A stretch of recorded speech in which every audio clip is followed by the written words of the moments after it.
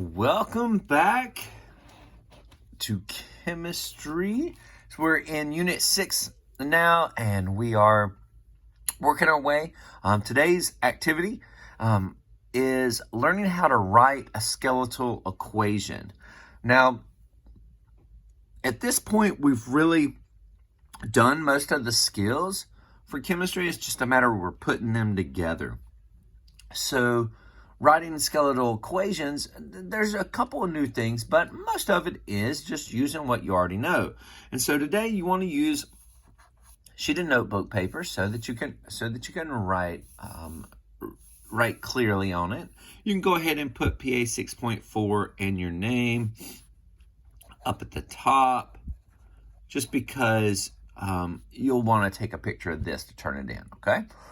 But our first, the basics of writing skeletal equations, I have put the little 2 pages of notes, real straightforward, in your assignment, so you can grab those there. But the first thing is you always want to write the symbol or the chemical formula for each element. And then you're going to put a plus in between them, which we talked about yesterday, in between the ones that are mixed. Now, then you're going to have an arrow in between the 2 reactants and the products. All right? And so let's look at the first one we're going to be doing, and you'll get you'll look at the assignments online also. So we're just using a sheet of paper. You do not have this on paper, okay? So you'll look it up, but PA 6.4. So we have number 1, we have zinc, and we're writing down what is our online. So zinc plus oxygen. This is called a word equation here. And then we have an arrow, and then we have that it makes zinc to oxide. All right. So the first thing you want to do is you want to turn everything into symbols to get those chemical formulas, okay? Either a symbol for an element or a chemical formula for compounds, okay? Compounds, single element, and then this single element. Now, and we're going to make sure we always put our sign in between them. And so let's go ahead and do that. So we're going to, zinc is a solid. Remember, this S stands for solid. So we're going to zinc. And then we're going to add our plus sign where there's a plus sign, because we have zinc plus, oops, put our S behind there, plus oxygen. And oxygen's a gas. We'll put our arrow between the reactants and the products, but these are reactants. Here's our product. And then we have zinc oxide. Okay. All right. And so here we have our formula. Skeleton equation started. A couple things we always have to check here, okay? So here's the rules for writing skeletal equations. These are the basics. Is you got to make sure you got the plus sign in between them, okay? We did that here, and this is a compound, so we don't have anything in between it. Make sure your arrow's in between the reactants and the products. Then you're going to check lone elements. The elements that are all by themselves. Here's the zinc, here's an oxygen, all by themselves. Check to see if they are a diatomic. If they're diatomic, remember, diatomics cannot be alone, so they get a 2. The diatomics are, there are only 7 of them. Remember, they start at element number 7, which is nitrogen.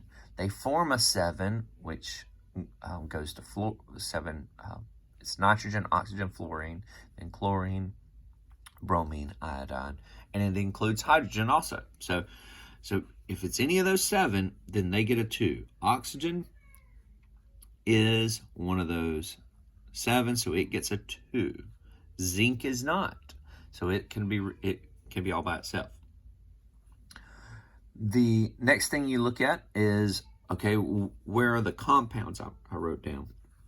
Well, here's my compound.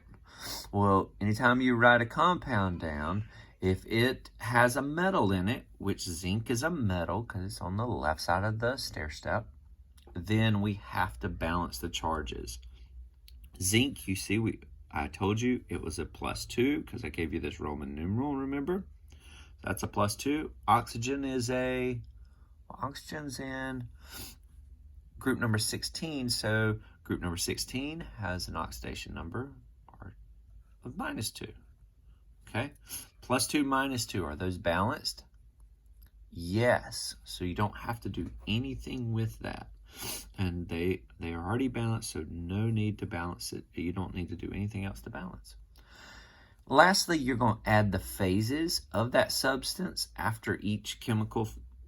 And so the phases are solid, gas, there's liquid, which would be an L, and then there's aqueous, which is AQ.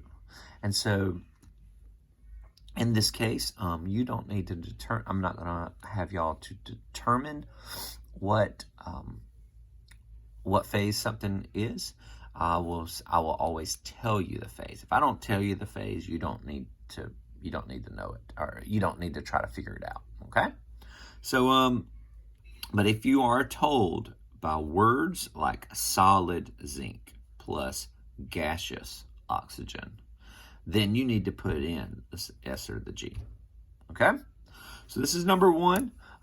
You go down and you'll do the rest of them. You're welcome to write them online and on the form that I have, but actually I don't even want you to do that. Just do them all on paper, and so that'll be great. Any questions you have, don't hesitate to ask. Post them down in the comments. I'll help you out. You will definitely need your polyatomic sheet and your periodic table for these, and you just turn the sheet in when you get done. Little motivation. Do something kind for somebody today.